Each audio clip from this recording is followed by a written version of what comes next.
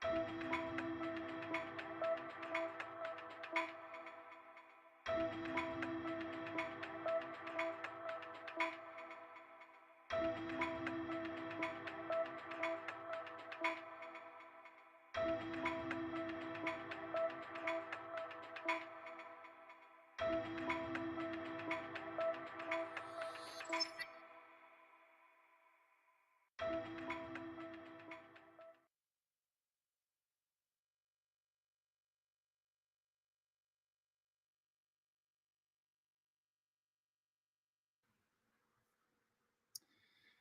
morning, everyone, and thank you for tuning in on this Thursday morning, March 27, and welcome to our virtual Impact Breakfast.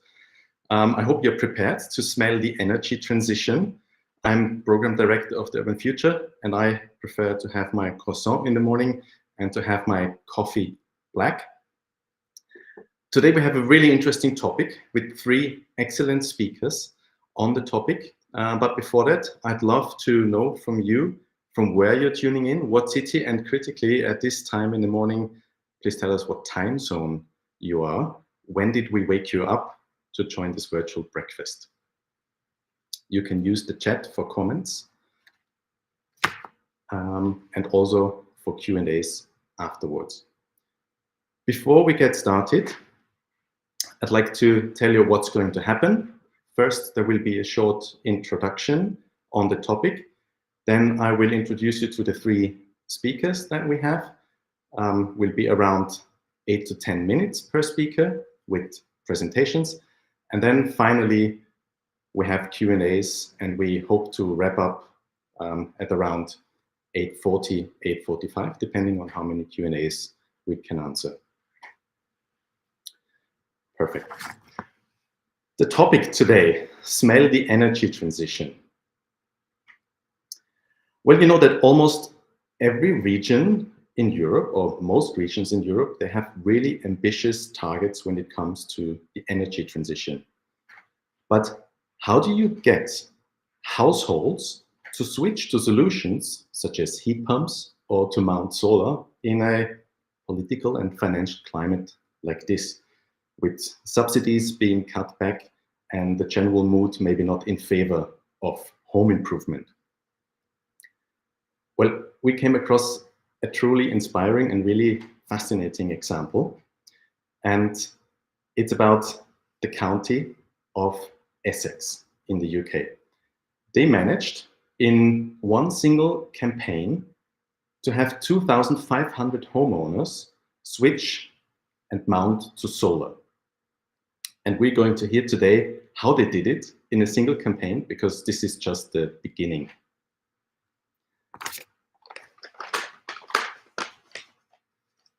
We were able to invite them today, and I'm now introducing the speakers who are going to talk about this campaign. And first is Tom de Bruyne.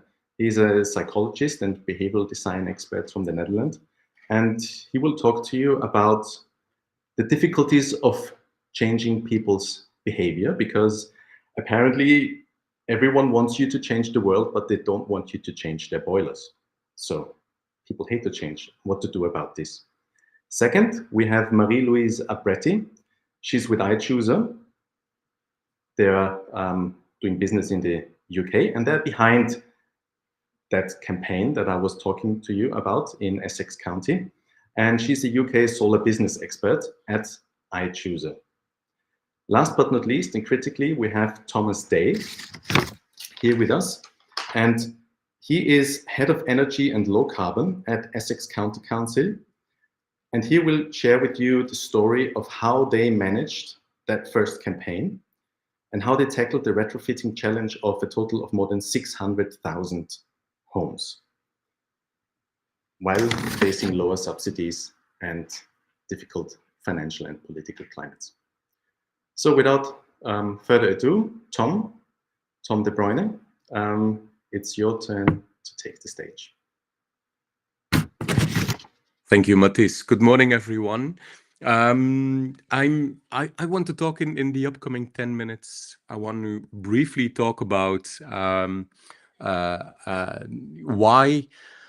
why populists always seem to outcompete and always seem to win in their messaging, and always beating, positive change messages.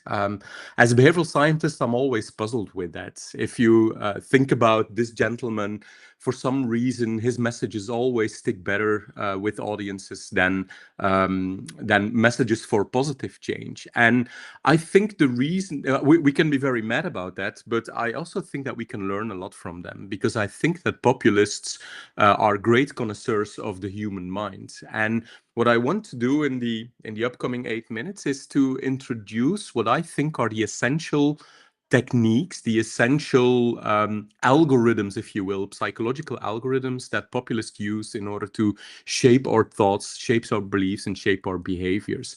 And the big question is, could we also use that techniques for good? Could we use them to trigger people into sustainable change? I think the number one thing that populists do is that they speak to our automatic brain. As Daniel Kahneman illustrated, we have a fast brain, an automatic brain that makes fast, impulsive decisions based on how reality is being presented at us. And we have a slow, rational brain. Well, the sustainable message always aims at the slow brain, the system 2, the rational brain, whereas the real decisions are being made in the automatic brain, the emotional brain, the impulsive brain. And what populists know very well is how to speak to that system 1 brain. And the way you speak to the automatic brain is by using vivid visual language. So populists call these left-wing hobbies, they call these horizon pollution, they use very vivid language to describe these. But we can also turn that around. I mean, these are, if you are part of the energy corporation who benefits from this, then these are magical devices that transform air into money. With every boast of wind and with every turn of the wind turbine, wind is being converted into money. Here in the Netherlands, we also call them a big middle finger to Putin, because with every windmill we have, we become a little bit less independent from countries that could really hurt us with energy spikes. So I think a second thing that they do incredibly well is they ask better questions.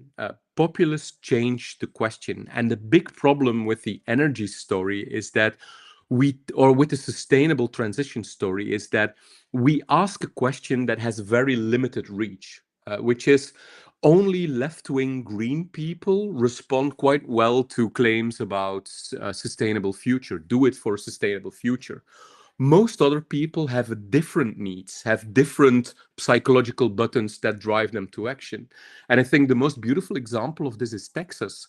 In the state of Texas in America is the number 1 sustainable energy state in America, much, much greener than the progressive state of California, for the simple reason that people invest in sustainable energy for a different reason, which is all about autonomy. Actually, when Texans talk about solar, they talk about invading the sun and steal its oil, because that feels much more about it. You don't do it because it's sustainable. You do it because you're a smart entrepreneur who wants to have energy independence.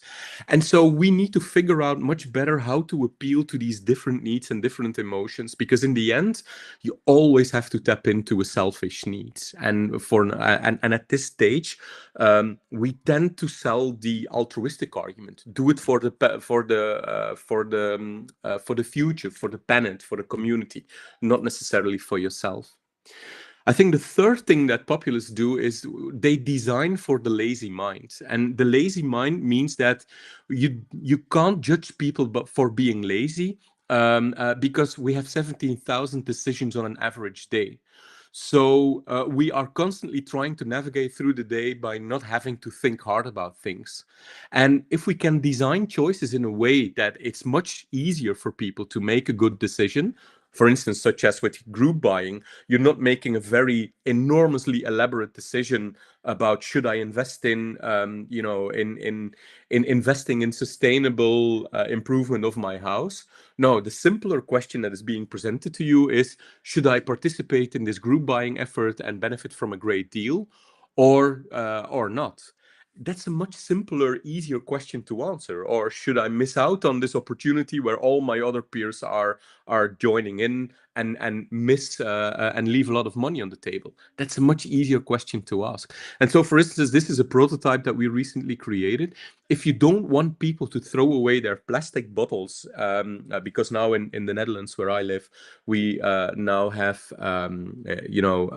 recycling money on plastic bottles. Well, simply give them a binary option. Your trash goes to the right, your bottles go through the left. If you want to donate them to, like, for instance, beggars who take them from the bin to get a little bit of extra money, well, donate your bottle here to the left. It's effortless, it's automatic, and it makes the sustainable behavior, the sustainable decision much more easy to perform. And spending disproportionate amount of energy in getting this right really makes a tremendous difference, because many people who are motivated and willing to invest or to make a sustainable choice sometimes just need to have a little push to make it a bit easier for them. They need to be triggered. They need to have an easy alternative so that they can make a decision right here, right now, without having to think too hard about it. Fourth thing is that populists are really good at levering complex contagion. There's a brilliant book by Damon Santola, a cybernetics professor. The book is called Change. And what Santola discovered was that the spread of solar powers in rooftop solar powers in Europe really spread very gradually. So once it started somewhere, it then kind of spread from that place to other regions. And the reason for that is how Santola explained, is that most people are kind of terrified to be the first one to make a new decision. It's scary. People feel not informed. They don't want to be the first one who makes a bad decision. But once the brave new early adopters have made that decision, then it's much easier for people to do it. So how do you want a neighborhood to go solar? Well, you first take 2 people in the neighborhood, and then the rest of the neighborhood has enough social proof to follow. And this is a very important notion, is that early adopters, they are driven by the why, by the belief, by the story. The early majority is only being, you can only sway the early majority if there's enough social proof by the early adopters that they have crossed the path and that they are very happy with their decision. Early majorities, and that's the biggest chunk of people, first need enough social proof. So we need to figure out, can we create early signs of social proof in order for that to convince and persuade the biggest cohort after that. And the last one is that you sometimes need to make the pain of the inaction bigger. So, for instance, this is an image from the most popular Dutch real estate website, Funda. This is a house with an energy label F. Well, this house doesn't get sold for the simple reason that if you can push that pain button, and if you would say, look, in the future, more and more people will look first at the energy label, and if you have a very bad energy label, that will really hurt the real estate price of your house, because you will be punished in the future more and more, both with higher energy bills as well as with government fines, if you're not living in a well-isolated house. So if you don't solve this problem now, it will dramatically affect the value of your house.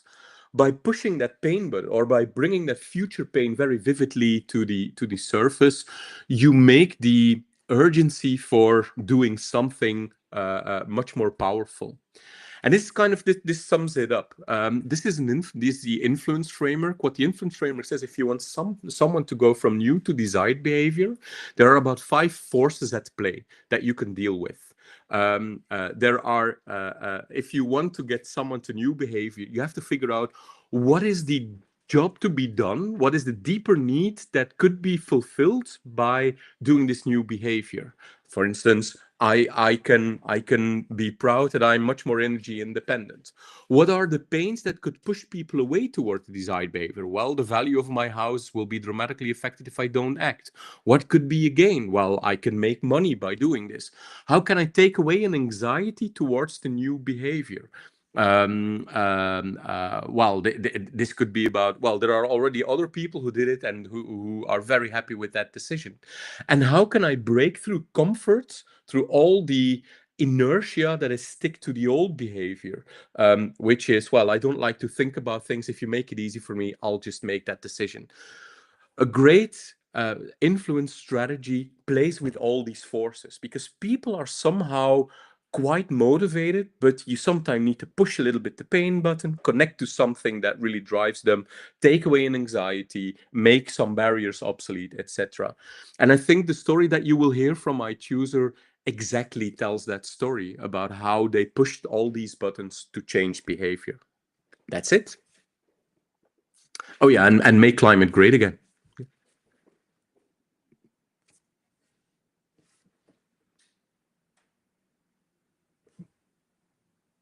Matthijs, up to you. Yes, thank you so much, Tom. Thank you for setting the stage and for your talk. I understand that you need to leave early today. Yes. So thank you so much, and hopefully see you at some point in the future, maybe at our event in Łódź. Looking forward to it. Have a great day, everyone. Thank you so much. Cheers. So this was setting the stage, and Tom already introduced iChooser because someone has to implement all that really interesting knowledge. So going from theory to practice again. And for this, we have solar business expert Marie-Louise Abretti, and she's with iChooser. She's going to explain us how iChooser started, how it made its first impact, and how it grew to collaborating with more than 200 councils to install more than 275,000 solar panels. Marie-Louise, the floor is yours. Thank you. Good morning, everyone. I'm Marie-Louise. I'm the Solar Business Manager with iChooser UK. I've worked with iChooser since 2019. So iChooser was founded in 2008 based on the idea that there's a structural power imbalance between consumers and suppliers, where consumers are less informed, they have very little influence on what is being offered to them by suppliers, and therefore have limited buying power. And we wanted to change that. The name iChooser actually comes from I, the consumer, choose, not the supplier. With consumers becoming increasingly comfortable with researching purchases and shopping online at that time, the idea was to use the internet to gather a group of consumers who shared a specific interest quickly, easily, and cost effectively. Therefore, as a group of consumers, they would have a better and stronger position compared to suppliers. We tested this idea in Belgium, where the term group buying was already known to consumers in the countryside.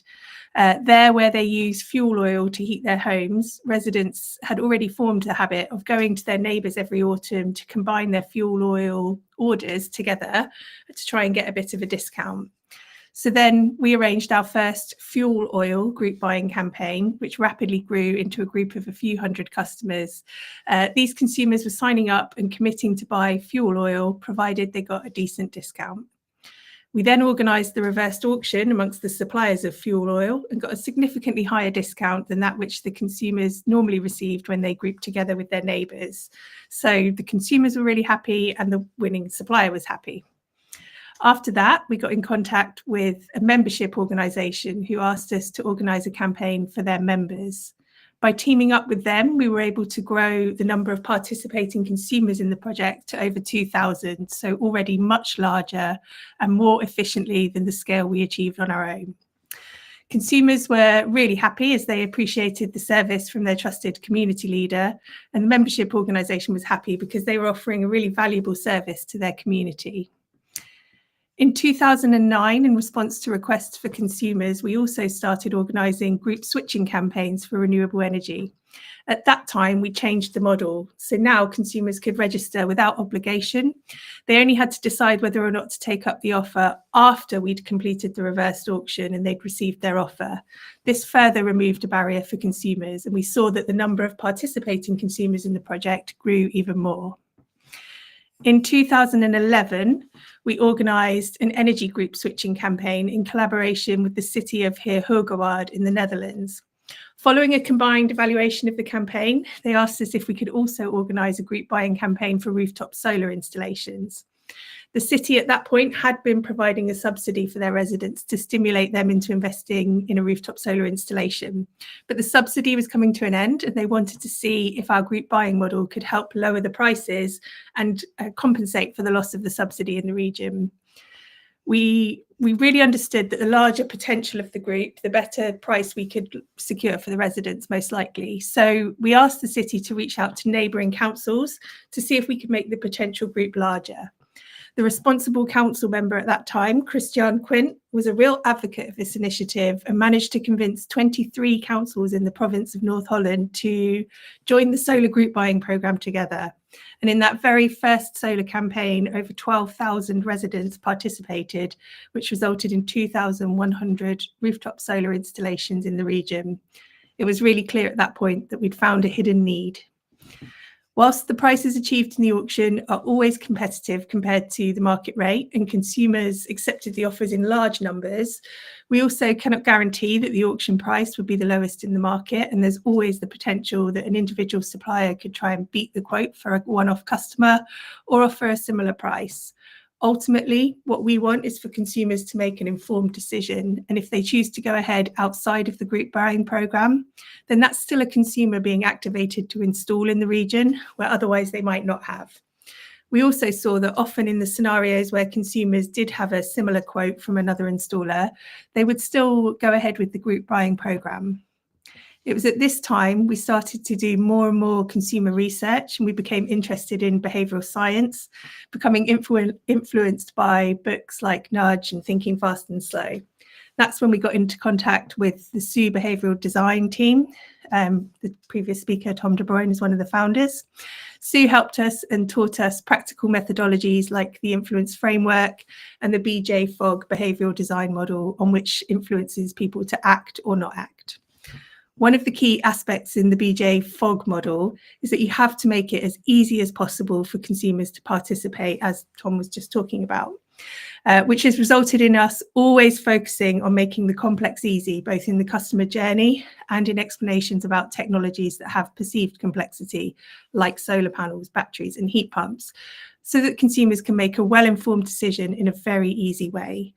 We have since really embraced behavioural design as one of the core competencies and pillars within our organisation and apply it in all our campaigns.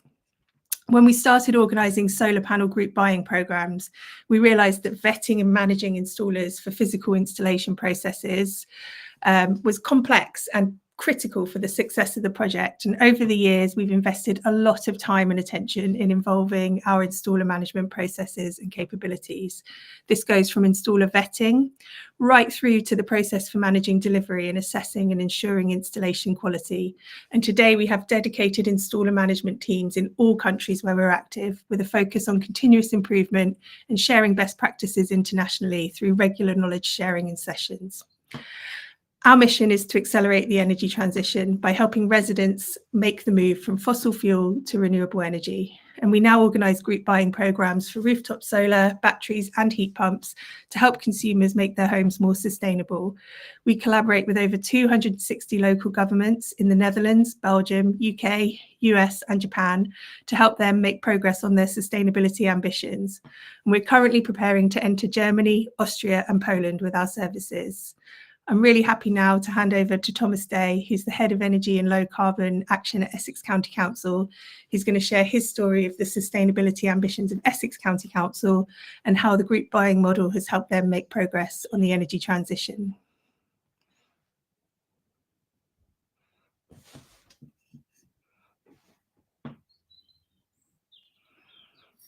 Thank you, Marie-Louise. Thank you so much. And also thanks for doing my job in introducing Thomas. No, I really prefer it, so I can stick to my breakfast. Thank you. I think there will be lots of questions to you. So already I can see it in the chat, but let's continue. As you introduced him, let's move on to Thomas Day. We're very happy to have him, Head of Energy,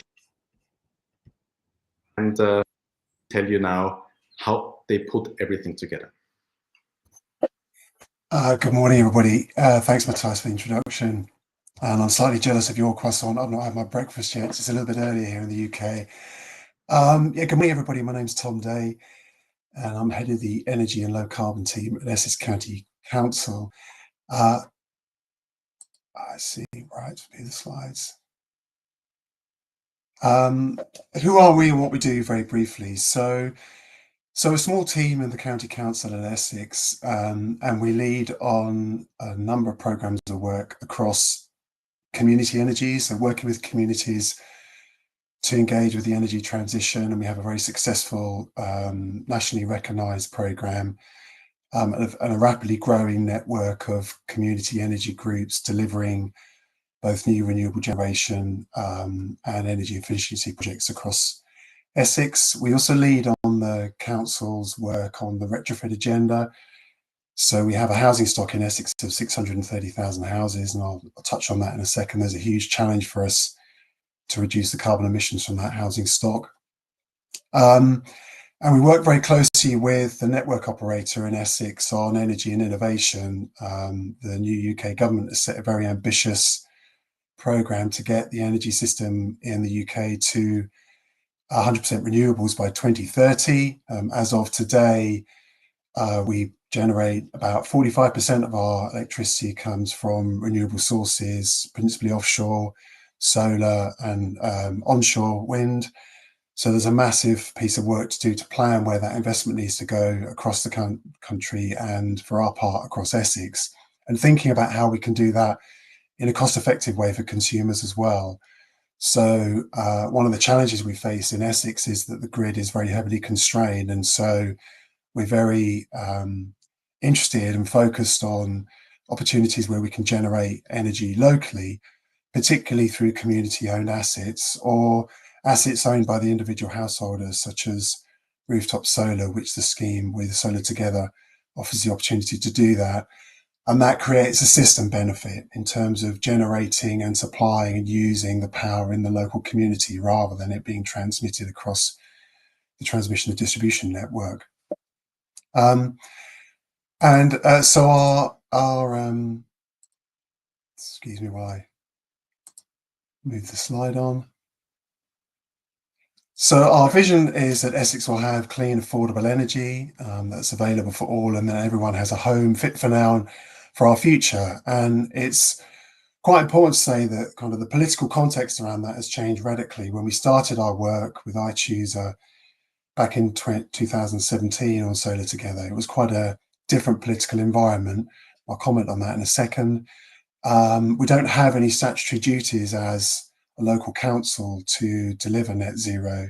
There is a national government statutory duty to reach net zero by 2050, but that doesn't actually have any statutory duties on local government. So that presents a challenge for us in getting our agenda heard within the organisation, notwithstanding the climate crisis, because of the pressures on financial pressures on local authorities.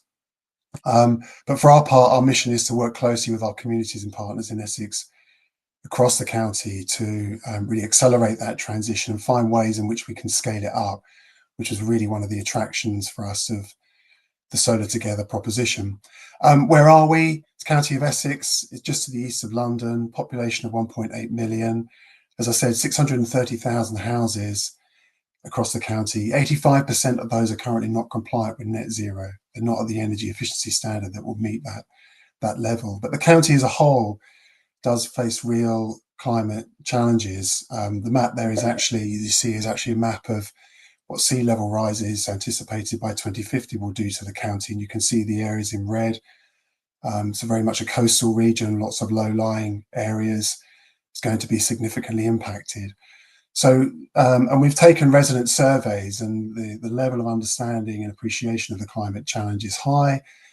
And the desire to do something about it by individuals is also very strong. So our role is trying to very much facilitate that and find ways that we can enable communities and residents to take action on climate for our part and our team on the energy agenda. As I said, when we started this process back in 2018, this was at a time when, as an organisation, there was not a huge focus on the climate agenda. So as a council, our spend is just over £2 billion a year.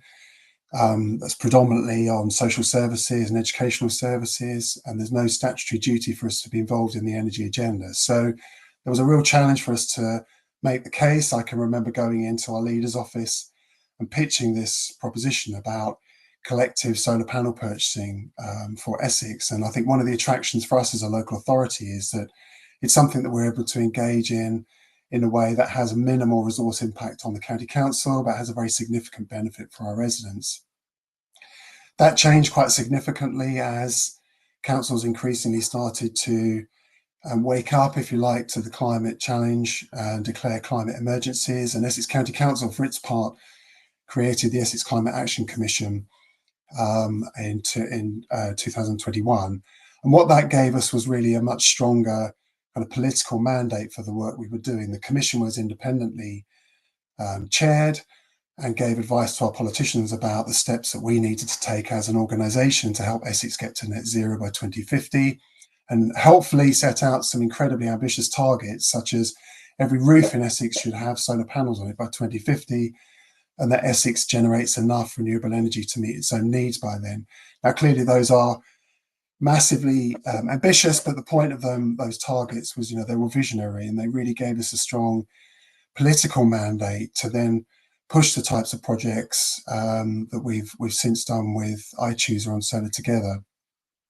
We had a discussion and a debate at that time about whether we should progress the collective solar panel purchasing scheme in-house and build a capability within Essex County Council, or whether we should outsource that and work with a private partner.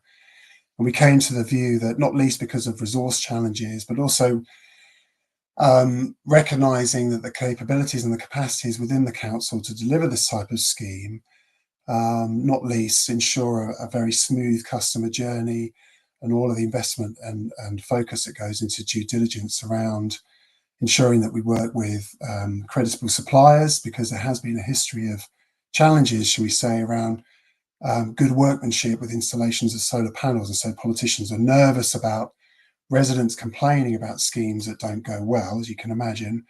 So we recognise that the approach that we should take would be to look for a partnership with the private sector, where we could bring our skills and capabilities to the table.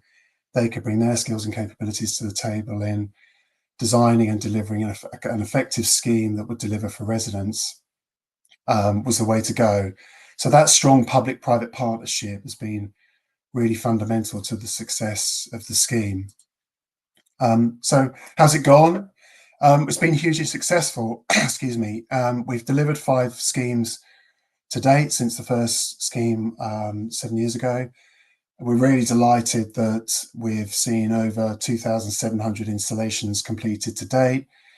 That's led to 11 megawatts of additional installed capacity in Essex, and very significant carbon reduction emissions, carbon emissions saved as a result of that. What we've seen with that as well is that the offer has been able to expand. So when we started on this journey, it was just about solar panels. Subsequently, and the way that that's, we've seen prices coming down, we've been able to broaden that offer so that residents can add battery storage and EV charging onto their offer for their home. And in fact, the scheme that we're running now is quite common and probably predominantly the case that residents go for rooftop solar and storage. And increasingly, we're seeing the uptake of EV charging points grow quite significantly. And with that, we've seen very significant savings that have come to residents. And so we're very delighted with the progress that has been seen with the scheme.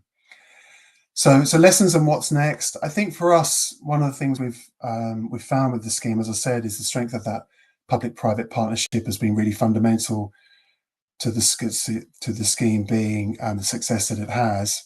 And the value that we bring as a county council is brand and brand recognition, and residents having confidence in the scheme. This is not something that, as a consumer, you go out and do every day. It's typically a one-off purchase, and so giving residents the confidence that they're taking part in a scheme that is credible, that is going to give them good value for money, that they've got confidence in the user journey that they're going to have, and the Essex County Council are associated with it. Clearly, there's an organisational, there's a reputational risk for us as an organisation is a political risk for our politicians. They don't want to see residents having issues and challenges with the installations. And I'm really pleased to say that we have, over the life of the scheme, genuinely only had a very small handful of issues with residents, and generally those have been responded to and addressed very quickly. And we've built a very good working relationship with iChooser in identifying any challenges with the scheme and addressing those very rapidly. We found with the promotion of the scheme, social media and targeted newsletters are definitely effective, but actually the most effective means of communication to residents has been through direct mail, and that's certainly seen a very significant uptick and a response from consumers. And for the council ourselves, it's worked out to be cost neutral. So we take a very small commission from the installations that are done. That's done on the basis of covering our costs. That's certainly been very beneficial for us because of the pressure on public sector resources. So we're able to deliver a scheme that delivers at scale, but at very minimal cost to the council as a whole. And so that certainly is enabled us to get into a position where we can recycle and reinvest schemes from funds from previous schemes into subsequent schemes, and it effectively almost becomes self-financing. But I think fundamentally for us as a team, what we found is that the project as a whole has been a really fundamental building block for us in growing our reach and our program of work across some of the wider initiatives that I mentioned earlier, such as community energy and domestic retrofit. It's certainly led to more innovation and growth of the work that we do. We're now very actively involved in helping the government to deliver retrofit funding programs across the county as a whole. We've had conversations with iChooser some years ago about extending the collective purchasing scheme into heat pumps. I'm really delighted to say that now in Essex we're running the first national collective heat pump purchasing scheme in the county. That's being run as a trial in England, and it's being successful, and we hope that we'll be able to build on that in subsequent years. But it's also given us the kind of the platform to then work with government on trialling other innovative solutions, such as smart local energy systems in Essex. And we're now very heavily involved in programs with Innovate UK, one of our innovation funding agencies in England, to deliver schemes that actually install solar and storage and low carbon heating solutions in collective groups of households. So we're now working in some communities to seek to install several hundred systems across domestic and non-domestic properties, but integrate them in a way that they work almost as a virtual community power station. And this has all really come off the foundations of the success of the solar scheme that we've had together to date. But really, I think, looking forward, the challenge with this, all of this as well, remains getting scale. There's still a huge challenge and opportunity for us to continue to roll out this program. And as I said, we still have that ambition to get solar installed across every roof across the whole of the county. We're working towards that vision, and also looking at ways in which we can make this an affordable solution for those homeowners who don't have the capital to invest in solar and storage. So we're actively involved in discussions with partners about what a finance solution might look like for those homeowners who don't have the capital, and for those homeowners who perhaps don't have the roof, to be able to still benefit from these schemes where they can actually buy into local energy supply contracts, where they can actually benefit from cheap, affordable, local renewable energy that's generated by solar panels installed on roofs across houses and buildings in their local community. So I'm really excited to see how that work progresses over the coming years. Many thanks.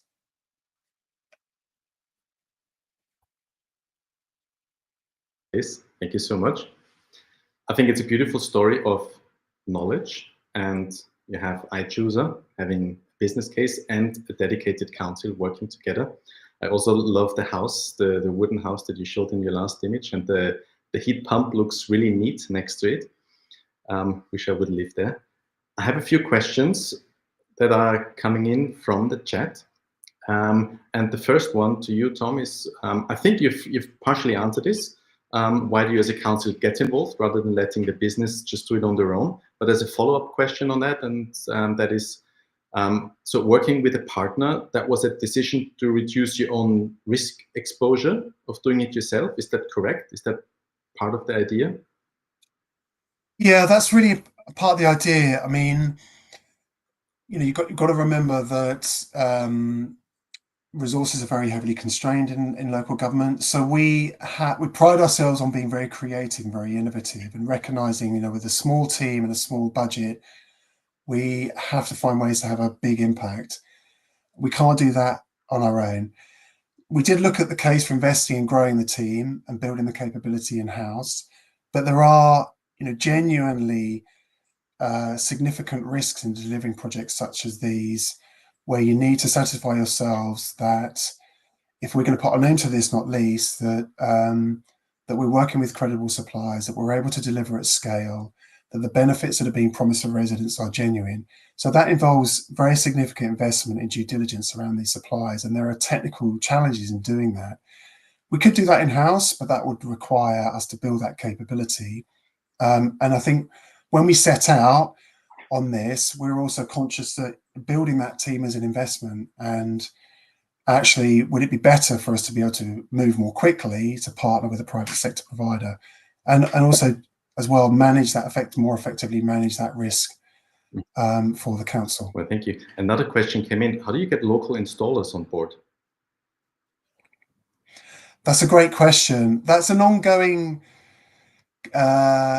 discussion with iChooser. We, for our point of view, one of the benefits we'd like to see, being slightly parochial, is that installers in Essex benefit from this. And I know that installers have grown their businesses off the back of these opportunities. So we're continually in a discussion with iChooser about actually how can we try and broaden this to local installers. Part of the challenges with that is that Essex is quite an SME economy. So we have lots of small, medium-sized enterprises.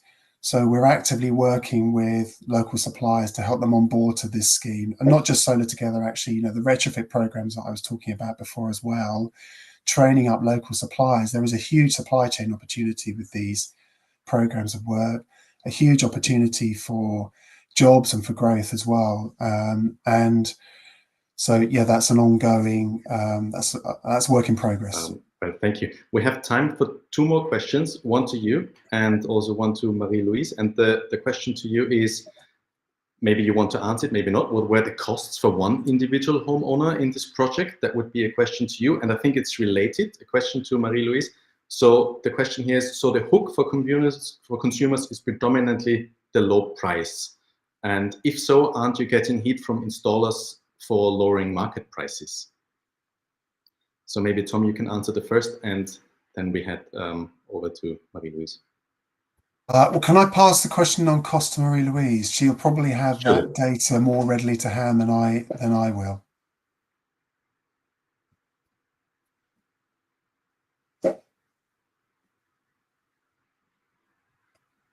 Is somewhere around 10 to 20% discount against the market price. And we look at industry data to gather that market price for the region. The reason that installers can do that is because we're giving them the efficiency of scale and volume. So they're passing on the benefits of being able to buy at bulk the equipment needed, plan the project at scale into a competitive price for the customers. So that's why we don't get heat from installers around the price. The point around the price being predominantly the hook for consumers is really valid, but it's also not the only hook for consumers. And I think part of what we were saying in the sort of, what we found in the iChooser story is that what consumers really want is a trusted, vetted installer. And that's another thing that we're offering them, is that, like Tom is talking about there, we've assessed these installers, we've checked their track record, we've looked at their customer service track record, and we're offering the consumers that are participating in the project a vetted installer and the security of doing something as part of a group. Thank you, Marie-Louise. And it's 8:45, so thank you so much. all of you. We're on time. Thank you for joining for this virtual impact breakfast. Some of you will already have had breakfast. Some not. Oh, I see. Here we have Cas. Sorry. Yeah, Cas, your turn. Well, I'm very happy with the, let's say, the online event. I think the different speakers really explained from their perspective, let's say, Tom de Bruin about the behavioral design and how you can basically, with looking under the hood of the motor car, what buttons you can press to really activate people on a large scale. And Marie-Louise has explained that. We as iChooser have really learned step by step how all that works, and we're really applying that on a large scale. And I think Tom basically testifies that, the program altogether helps them to really achieve their sustainability ambitions.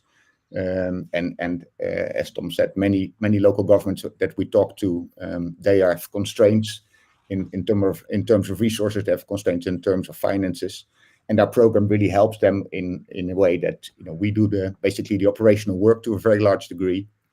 And I think one of the questions that was asked here is, why are for instance, local governments not letting iChooser run on their own? Let's say the big benefit that local governments bring is the trust. Let's say the fact that you're embracing the model is very vital for us, and that really helps to bring the volume to a level that we can create all these benefits. So iChooser on our own, we cannot do it like that. We cannot be as successful. We cannot help you as much. And we really need the collaboration of the local governments. And I think all the partnerships that we have around the different countries really demonstrate that works very effectively and very successfully. We're really committed to building long-term relationships, and we're very eager to learn feedback. As Tom said, there's clearly things that are still work in progress, and we will keep on learning. But I think a collaborative atmosphere and a collaborative working style will help all of us to move forward and to really make significant progress, which is really our mission as an organization. Mm. Thank you very much. Well, thank you, Cas. And I apologize, and people will wonder, who are you? You are the CEO of iChooser, of course. I failed to introduce you. So this is Cas Beihold, and thank you so much, the three of you, for this virtual impact breakfast. Well, hope to see you in Łódź at the Urban Future, which is from May 21 to 23rd, where we can continue the conversation and answer all the questions that haven't been answered in the chat today. Thank you so much, and have a wonderful day.